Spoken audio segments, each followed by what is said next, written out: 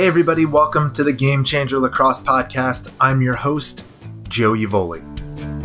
The GameChanger Lacrosse podcast is about talking to people who have dedicated their life to the game of lacrosse and learning about who they are, how they got to where they are today, and what they do to improve themselves and their teams. Be sure to follow us on Twitter at GC Sports, and if you're a coach or a parent, check out GameChanger Team Manager in the App Store. You can ditch the emails and spreadsheets. The free GameChanger Team Manager app streamlines communication, scheduling, and live scoring into one easy-to-use app. GameChanger Team Manager is 100% free for your entire team. Learn more at gc.com/team manager or search for GameChanger Team Manager in the App Store.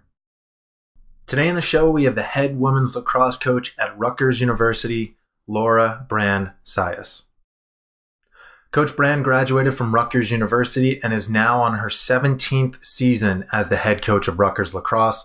Since taking over as head coach in 2003, her teams have appeared in 6 Big Ten Conference championships. Coach Brand came to Rutgers after one season as head coach at Fairfield University, where she led the Stags to a 10-7 overall record. Coach Brand and I got a chance to talk about a lot of things like her time as the youngest head coach in all of the NCAA, some of her trials by fire, communicating her expectations, asking more of her players, and much more. Here's my interview with Coach Brand. Coach Brand, welcome to the show. Thank you. Thank you for having me. Yeah, I'm excited to have you on, but let's get started like I always do. How'd you get started playing lacrosse? Lacrosse goes way back. I'm originally from Canada, so there was a lot of history there with my family playing lacrosse. As many people may not know, that lacrosse is the national summer sport in Canada. But Right.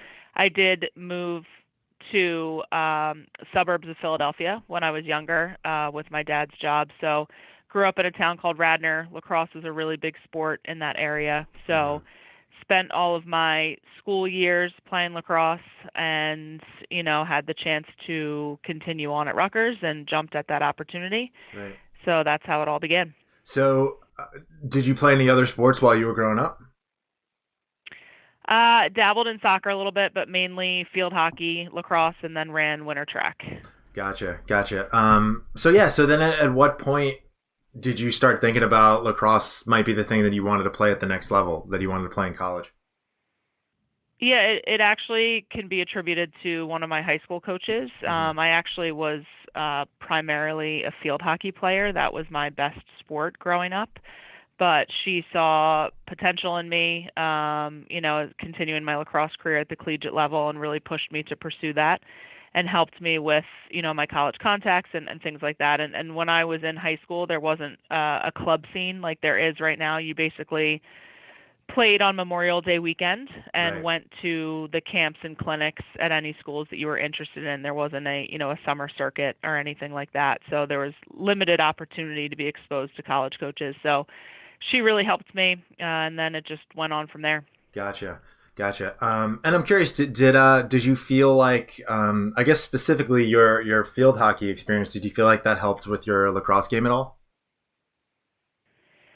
Yeah, definitely very different sports. I think lacrosse is a much more fast-paced style of play, and I don't know if it was the part of me, the Canadian in me, that just always grew up around ice hockey and just kind of was naturally drawn towards field hockey as the next best option for me. But, certainly the runner in me really appreciated that aspect of the game of lacrosse. So, I as I got more and more invested in lacrosse, it definitely came to the forefront. Gotcha. So how did you end up at Rutgers? Yeah, so interestingly enough, I was being recruited by some other schools. Rutgers was not one of them. One of my really close high school teammates was being recruited by Rutgers, and she just raved about the campus. And, we grew up in an area with not a ton of diversity, and that was something that I was really looking for in a college experience, was to just break out of a little bit of the molds that I had been brought up in. And, the way she spoke of Rutgers, that really, it piqued my interest quite a bit. So made contact with the coach at the time, visited campus, and was actually given an opportunity. Their recruiting cycle was done, and like I said, I had opportunities at other schools, but I had decided that Rutgers was where I wanted to be. Yeah. So I was given an opportunity for a recruited walk-on. So I jumped at it. Luckily my parents supported me in that and helped me out with that decision. And then that was where I ended up, and haven't regretted it for a day since. Right. And so I'm curious, especially that first couple semester when you went away to a different school, did you feel like it was a fit right away, or were there any sort of transition issues? For me, it was a fit right away. I mean, I was that kid that never wanted to go home in the summer, and I took summer classes. I had internships. I lived here during the summer. I would take the train into the city for an internship and then take classes at night. So, it was just a perfect fit for me. Just the mix of city and suburb, and like I said, the diversity was a big draw for me. Just being able to see, different people from different backgrounds and, cultures, and really getting exposed to that. Right. So, you touched on it a little bit, but, when you're talking to, potential freshmen or maybe seniors or juniors in high school, given that you found a school that fit you so well, when you talk to them, what do you tell them to look for? How do you make sure that, they make a decision that's going to work for them as well as it worked for you? Yeah, I think one of the biggest things is that making sure you're choosing a school that you could live and survive and be happy if lacrosse wasn't a part of your experience. Mm-hmm. You hate to see kids that solely make decisions based on lacrosse, because that aspect can change. I mean, coaching staffs can change, your team changes every year. So you want to make sure that you're in a place that checks all the other boxes, that it has your academic needs, that it's in an environment that you want, it has all the opportunities that you want, that are you someone who wants more of a city environment, a mix of two, or, a small suburban environment? So those are all the things we really push, and then one of the biggest things we say is that, the relationships that you're going to make here are going to be some of the most important relationships in your life. So you want to make sure that you're surrounding yourself with people that are going to be an extension of you for the rest of your life. Right. Gotcha. Makes sense. So what made you want to start coaching? It definitely wasn't something I was considering. I originally wanted to be a criminal psychologist, so that was a pretty specific path that I was going down.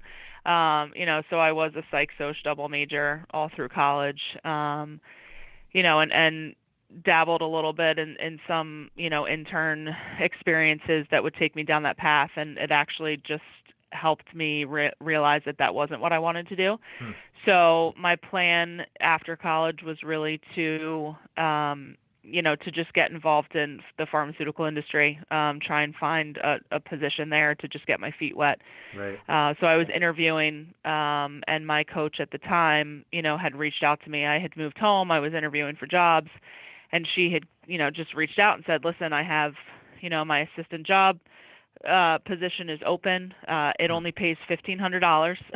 So, but if you want it, it's yours. And I said yes right away. Didn't even think about it. I don't know, I guess it was always in me that I did want to do this. I just hadn't realized it. Which is always interesting when I tell that story to any of, our players that are looking to get into coaching. I sound like that, that old, I climbed uphill both ways through a snowstorm. Like, I only made $1,500 when I first started. Right.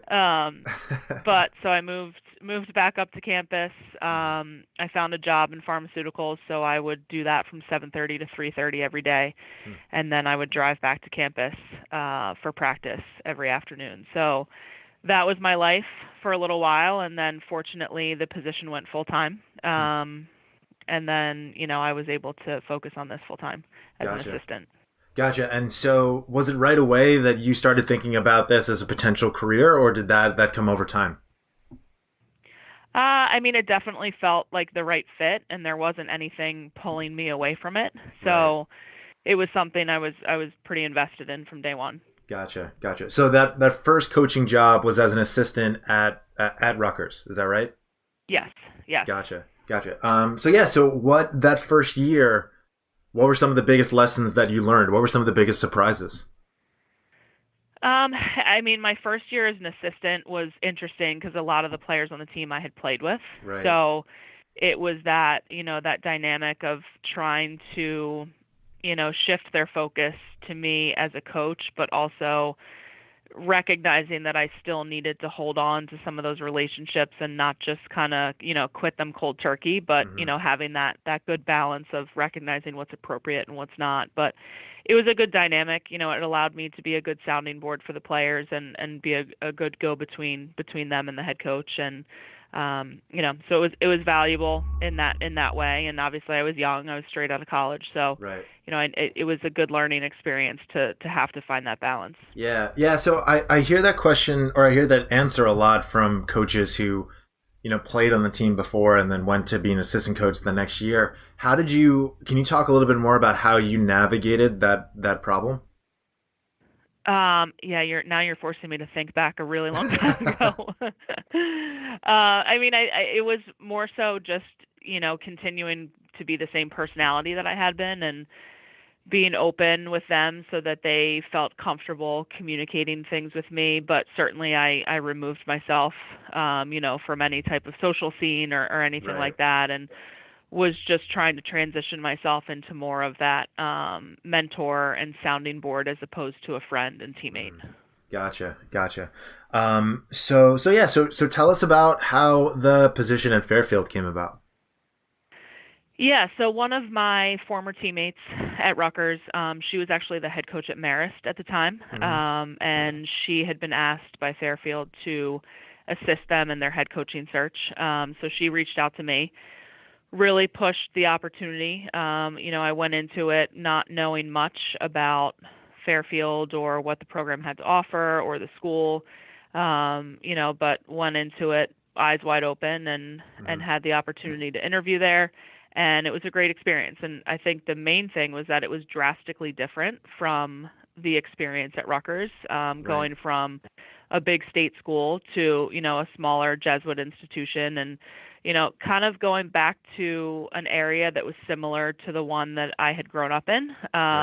So I just thought it was a really interesting dynamic and challenge for me, and certainly came with a lot of apprehension. I mean, at the time I was only, I was 23 years old, so I ended up being the youngest coach in Division I in any sport. So I was a baby, so definitely scared and nervous, but, I've always been someone that just kind of jumps in head first. So, so jumped at the opportunity. Yeah. So, I guess the same question here. What were some of the biggest surprises that first year as a head coach, especially, you said you were the youngest head coach across all sports in the NCAA. Is that right? Yeah. For about 3 months. And then Courtney Martinez Connor got hired, and then she was younger than me. So took it away from you. Gotcha. Yeah.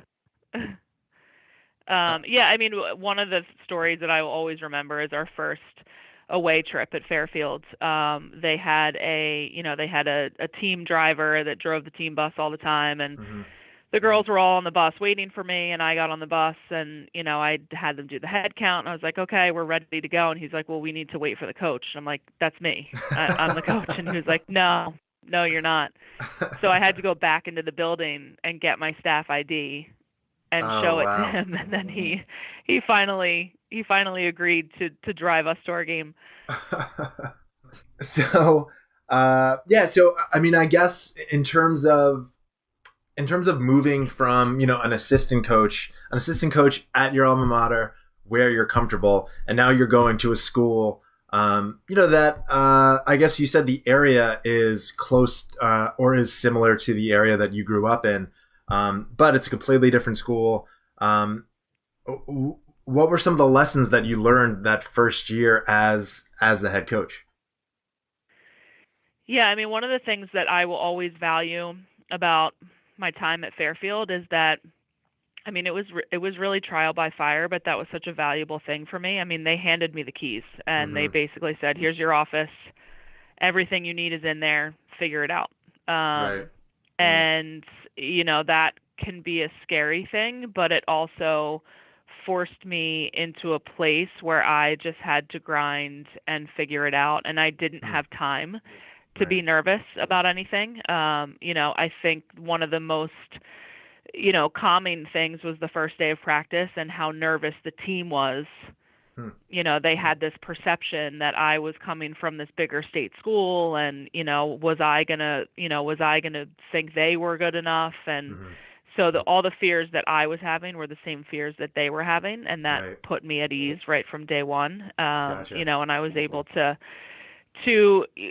grab a great assistant who had been interviewing for the position before I got hired, and she was just an awesome fit for me. So Hmm. it just all worked out really, really well. Right. Right. And did you have any issues, or did you have any some of those same issues that maybe you had at Rutgers, where I'm reminded of that Jimmy V speech where he says, "Listen, I was 21 years old. The kids I was coaching was 19. Yeah. You were 23 years old. The kids that you were coaching were 19 to 21. Did you have any Yeah. issues? Did you have any issues with your age, or feeling so close to the age of your players, or was that just not a problem because it's not a school that you were from?" Well, it wasn't an issue with the players. Mm-hmm. I tried really hard to separate myself. I mean, I even went so far. I mean, I was teased a lot in my early years in the coaching circles because I was fully dressed up on the sidelines. I mean, black Right. pants, long, long wool red coat, like the whole Right. deal. Mm-hmm. To separate myself from the players. And it's to this day, like, my players still call me coach. We're not on a first name basis just because from day one, I was like, I'm 23. I need to separate myself. They're not calling me by my first name. They have to call me coach. Right. So with the players, it really honestly was never an issue. Mm-hmm. It probably was more so, my age and how it reflected to other people in the industry or other people on staff, Hmm. that looked at me as a kid. But with the team, it was never an issue. Right, right. And so I guess for younger coaches, how did you deal with those issues, to other people that were looking at you as, just another young person? Yeah, and one thing that I would imagine has to be really tough to navigate as a young coach these days is that that question of, is it more important for me to be their coach or to be more of their friend? And fortunately for me, I started coaching in a time where that quote unquote old school coaching style was still highly valued, and I Mm-hmm. think that the definition of that has changed. So I see in a lot of young coaches, and whether it's my assistants or coaches at other places, is just that struggle of separating that coach and that friendship piece, and Right. then having to navigate, when could it get me into trouble, and when can it start to affect my ability to effectively coach them if I have too much of a personal relationship with them. Right. So that's something that I'm glad I didn't have to navigate. Mm-hmm. It was more acceptable when I started to be a hard-nosed black and white coach. Right. And I think now that's straying away from that a little bit. And I mean, Mm-hmm. that's something for me that's been coaching so long is, I'm constantly having to evolve and reevaluate and tweak the way that I am, Right. given the current forecast of student athletes. But I would imagine that has to be pretty tough, and at times maybe a little bit of an identity crisis for young coaches. Right. Gotcha. Gotcha. So tell us about your decision to come back to Rutgers as head coach. Yeah, I mean, I was super fortunate that the opportunity presented itself, only 12 months after I started at Fairfield. And Right. I had made it clear to the Rutgers administration that I would love to be back at Rutgers in some capacity moving Mm-hmm. forward.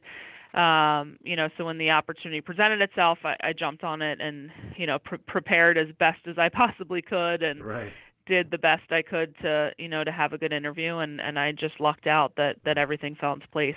So that first year that you came back, talk about how did you envision sort of setting the tone? Was it, especially because, you were familiar with the way things went in the program before you got there, did you approach it as, I'm going to set the tone that I want, or was it more of a continuation of the way Rutgers lacrosse had been played?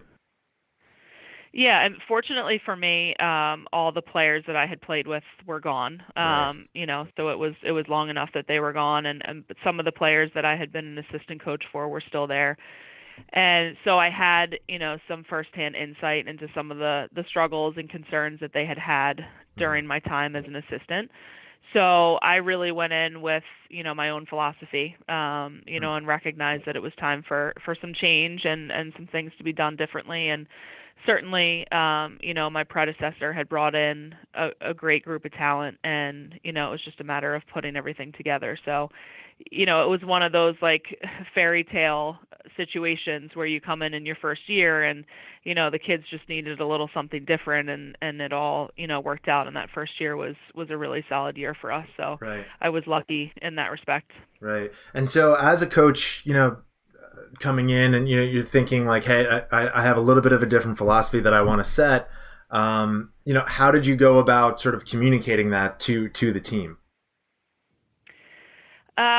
Team meetings, and, I'm always big on putting everything, out there in a structured way. And, we laid out all the codes and standards for the program and what the expectations were going to be. And I was, clear with them on what my expectations were going to be. And luckily for me, they were a group that was thirsty for change. So Right. They weren't really scared for change. They were really excited about change. So again, that was, I was lucky to walk into something like that. Gotcha. And so what season is this for you? Is this 15? Did I see that right? Am I remembering? Oh gosh.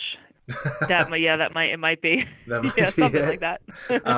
Yeah, so talk about how has your approach changed since that first year to now? Do you still handle things the same way in terms of, for new players that might be coming onto the team? How do you make sure that they understand the philosophy and the values of Rutgers lacrosse? Yeah, I mean, there's a lot of things that I do, have the same approach with, and there's a lot of things that I just will stick by for my career, and those are my core values. And as my players know, and any recruit, like I always say to them, like if you want a coach that's going to tell you what you want to hear instead of what you need to hear, I'm not your girl. Right. I'm not the one Right. that you want to be with. But I'm very black and white in the things that are important to me. I lay it all out on the table. I don't keep much in, so they all Right. know exactly what my expectations are. And in turn, I've made a lot of adjustments in terms of who I am, and have tried to make adjustments relative to, the culture and the vibe of athletes as time goes on, and, spending a lot more time with players off the field, and, so that they're in a better spot to be able to handle who I am on the field. Gotcha. And you mentioned, one of the things you did was, you held team meetings. Are those mostly team meetings, or do you do one-on-one team meetings? How do you usually, or one-on-one meetings? How do you usually handle that? Yeah, so we have a mix of everything. We do team meetings pretty consistently, but I have a set schedule, excuse me, with the team. I do bi-weekly one-on-one meetings. Okay. So every player has a set one-on-one meeting with me every other week, Right. and then it's an open door policy. So if they need to meet at any other time, they definitely can. Which, that's something we actually put into place this year. Where I've always had an open door policy, but it's hard for a lot of these kids to initiate those conversations. So Right. this year we set up those one-on-one meetings, and it's actually turned into. I mean, it ends up that I'm probably talking to them or meeting with them once a week instead of biweekly. But so that is a big chunk of my time. Right. But like I said, I wanted to give them that investment off the field so that I could in turn ask more of them on the field. Gotcha. Yeah, and I guess for coaches listening, those one-on-one meetings, can you talk about What do those turn into? What do you usually end up talking about? I mean, it depends on the player. Hmm. Some it can be maybe a quick just touching base about X's and O's and where they stand. Really letting them know what they need to do to get on the field or get more playing time or where they need to improve their game. And then it typically evolves into, what's going on with your roommates and how are your classes and how's your family and, Right. how's your boyfriend or girlfriend or, Yeah, yeah. whatever might be the case. So, Hmm. they're all different. Some are really long, some are just quick check-ins. It depends on what's going on in that player's life at the time. And you mentioned, you've realized that this allows you to ask more of them while they're on the field. Um, can you talk about why that allows you to ask more of them? I mean, there are definitely always going to be players that have a tough time when it comes to accountability, or tough coaching or potentially being called out in practices and things like that. And I think what this dynamic is doing is allowing them to understand that I'm always coming from a good place. Hmm. And, it's developing that personal side of our relationship so that when we are in practice, they're not just seeing me one way. Right. They're seeing other dimensions. Gotcha. Makes sense. Makes sense. Um, cool. So can you walk us through what a typical in season practice is like for you guys? Sure. So usually we're going to watch a little bit of film Hmm. before we head out to the field, and then we will do a dynamic warm up. Our captains lead our dynamic warm up, and then we'll split up. One of us will take the goalies. Someone else will do stick work. We'll typically split up the group, so we'll have attackers shooting, defenders and middies doing some sort of stick work, and then we'll rotate, get the middies into the shooting drill, the attackers into the passing drill, and then we'll head into small-sided stuff. So whether it's one-on-ones, 2v2s, or some sort of specific 4v4 drill based on whatever we want to work on, and then we'll build up into more half field, full field, or 7v7 situations. Hmm. And then we always finish practice with 8-minute eights. So we do 8 meters for 8 minutes at the end of every practice. Gotcha. And how long are you guys typically out on the field for? 2 hours. I'm not someone who believes in going any longer than 2 hours. Right. I know I start to lose focus, so I can only imagine that they are too. So, Right. so yeah. Right. So our on-field time is only 2 hours. Gotcha. Gotcha. And in terms of what you guys are doing at practice that day, do you have a practice plan that you share with the team? It depends. It depends on the vibe of the team at that time. Hmm. If we're a group that doesn't respond well to adversity during a game, we typically won't let them know because we Hmm. want them to start to have to step up and rise to whatever occasion we're presenting them with in a practice. So it Right. varies. It depends. I mean, a lot of times, we'll have kids that maybe can only do 50% of the reps on a certain day or things like that. So we'll let Yeah. them, we'll tell them, hey, we're going to be doing this and this. You can't do this drill, but you're going to be okay to do this full one because we'll sit you out of this one. Gotcha. Things like that. And, luckily our trainer manages all that during our practice, so we don't have to. But Right. it varies. There's not really a set philosophy on that necessarily. Gotcha. And when you and your assistant coaches are thinking about what practice is going to be, how are you guys deciding what you're going to work on, today? Like, how are you deciding the drills that you want to focus on? Yeah, so typically we'll sit down at the beginning of a week, and we meet every day at 10:30 for practice planning, Hmm. and we'll sit down at the beginning of the week and write down a full list of all the things that we want to accomplish in that week, and then we'll then work backwards and kind of slot them into the days where it's appropriate. We also take feedback from our strength and conditioning coach in terms of what day should be, a longer day, what days should be short and more intense, and things like that. So we go into our Monday meetings with all of that information, Hmm. and we're able to, adequately plan out the week. Gotcha. Gotcha. And you mentioned that you always start the day with watching film. Is that film of yourself or is it of an upcoming opponent? It's usually a mix of both. Like today, we had a game last night, so I watched some film last night, and then I finished it up this morning, and then went right into film on James Madison, who is our next opponent. Gotcha. And when you guys are watching film, um, what are you typically looking for? Are you looking at individual players, or are you looking at general team tendencies, or is it a mix of both? Yeah, I would say all of the above. Mm-hmm. We divide our focuses amongst the three coaches so that we're able to stay focused and efficient. So I'll have more of a draw control and an offensive focus. My one assistant, she's much more focused on the individual skill of midfielders and attackers, and then my other assistant is really focused on the defensive game and the goalkeepers. So, we try to divide and conquer so Mm-hmm. that we can be as efficient as possible. Gotcha. And when you are communicating, what you see in the film back to the players, how do you typically do that? Is that game film shared online? Are you guys doing it in the locker room, sharing a scouting report? How does that work? Yeah, so we do both. We put all of our game film up on a web service that all of our Mm-hmm. players have a login to, so they can watch. We'll put practice film up there as well, whatever we feel is appropriate at the time, Mm-hmm. and then we will do team sessions. So a day like tomorrow, we have off today. We had a game yesterday, off today. Day like tomorrow will be review of our game from last night. So we'll have attack and midi film, we'll have D and midi film, and then we do individual film sessions with players as well throughout the day. And Gotcha. then we'll use a day to focus on us, and then we'll start to move forward, and focus on James Madison and how we're scouting them and showing film on them and conducting our practices based on our scouting report. Right. And you mentioned, occasionally you will throw in some practice film when it's appropriate.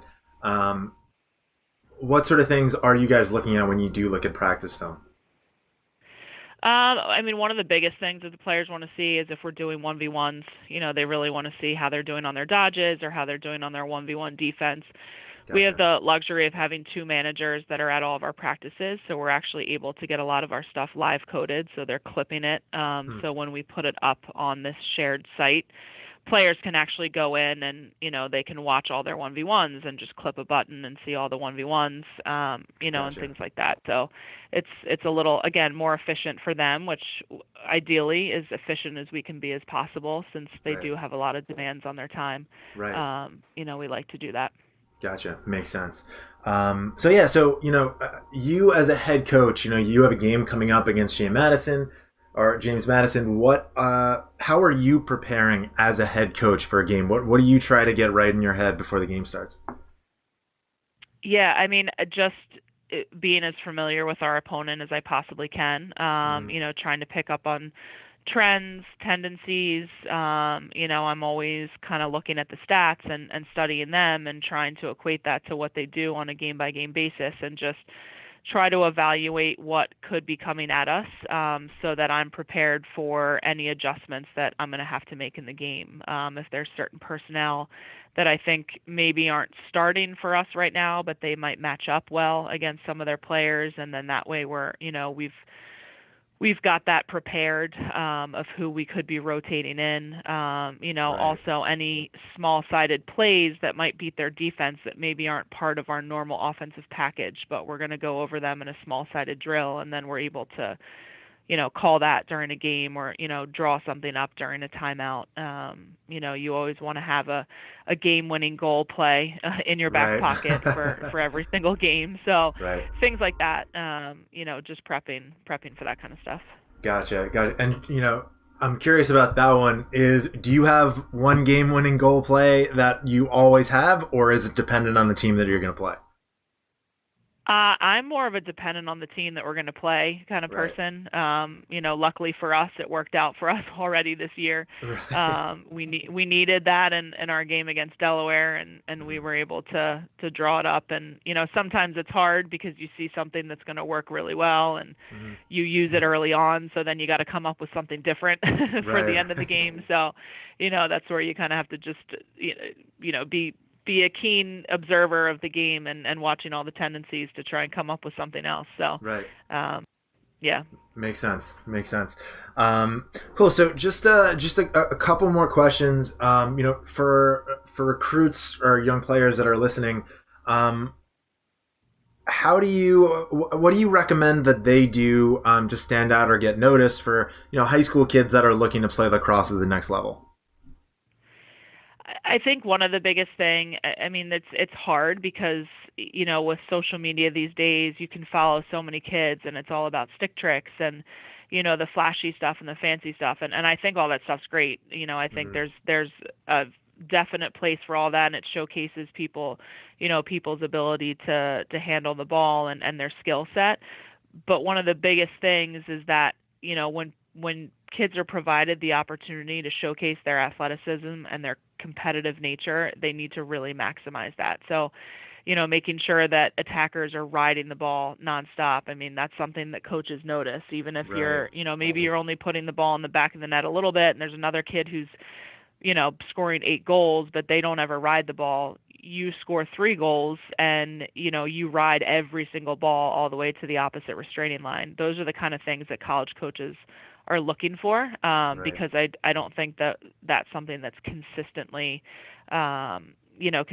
pushed at the high school level. So that's just one thing that you don't have to worry about, if you get that player in your program. So just the little things, 50-50 balls, what you're doing off ball, what you're doing to create for your teammates. And I mean, certainly the most controllable is having your stick in your hand as much as possible. Really getting comfortable right and left and getting as many touches as you possibly can. That's always going to be beneficial. Right. And so for those kids who want to put themselves in front of you, do you recommend that they send a highlight reel, full game? What do you typically like to see? Yeah, I mean, I think a highlight reel is a good option. I mean, just being honest, for a lot of us coaches, and particularly the time of the year that we're focusing on recruiting, we're all over the place. We're traveling a lot. We're heading, from tournament to tournament. We've got a ton of kids to watch. So watching a full game isn't going to happen for a lot of people. Right. So really that highlight reel is a good option for us, but also showcasing what you do when you make a mistake. You don't just want to see, every time you've scored a goal and that's the only part of your game that you're showcasing. You want to say, like I said, when you missed a shot and it starts going the other way up the field, what are you doing to try and get it back? Right. Gotcha. So showing that, diversifying the look a little bit, but clipping it is helpful. That there aren't too many coaches out there that are going to be able to watch a full game. Right. Gotcha. Yeah. So obviously the players, you're obviously going to want to have some good plays on there, but it sounds like what you're saying is you're going to want to see longer sequences so that you can see how the player acts, when they don't have the ball or when they are riding or doing something that, maybe that they typically think people aren't watching them for. Is that right? Right. Yeah. Gotcha. And film is a great way to pique someone's interest. So you then also want to make sure you're following up with, your schedule, what tournaments they're going to be at, and, where they can be seen. And I think if kids are really interested in a school, they can do their research and figure out where those coaches are going to be over the summer, what camps they're going to be at, what clinics they're going to be at, right. And look to get themselves there so that they're able to work with those coaches hands-on and get seen by them in a smaller environment. Gotcha. Makes sense. Well, listen, Coach, I really appreciate you taking the time. This was a great conversation, but there's one question that I've asked everybody who's come on the show. What are 3 things that everyone should be doing every day to get better at whatever it is they do? It doesn't have to just be lacrosse. Be thankful, be invested, and be accountable. I think those are 3 things that I consistently wake up and remind myself. I actually have them written in my calendar on a daily basis, so they pop up as reminders every single day. Right. And I think out of those 3, the most important one for me, and most people would tell you this about me, is that I think being accountable is the number one thing. And being accountable allows you to be thankful and be invested, and right. keep your head on straight, and those would definitely be my 3. Gotcha. That's awesome. Well, Coach, listen, like I said, I really enjoyed the conversation. Thanks so much for taking the time and coming on. I appreciate it. Thank you so much for having me. Thanks for listening to today's episode of the GameChanger Lacrosse podcast. I'm your host, Joe Uvoli. You can follow me on Twitter at Joe Uvoli. You can find more episodes of the GameChanger Lacrosse podcast on The Season at theseason.gc.com. If you like the podcast, please take a second to give it a positive review on iTunes. This helps more people find the podcast. Be sure to follow us on Twitter at GC Sports. And if you're a coach, a parent, or you run a travel or club team, check out GameChanger Team Manager in the App Store. It's an essential, all-in-one scheduling and communication app for lacrosse coaches and parents. GameChanger Team Manager is free, it's easy to use, and it doesn't serve ads. Learn more at gc.com/team manager. Until next time, keep working and keep getting better.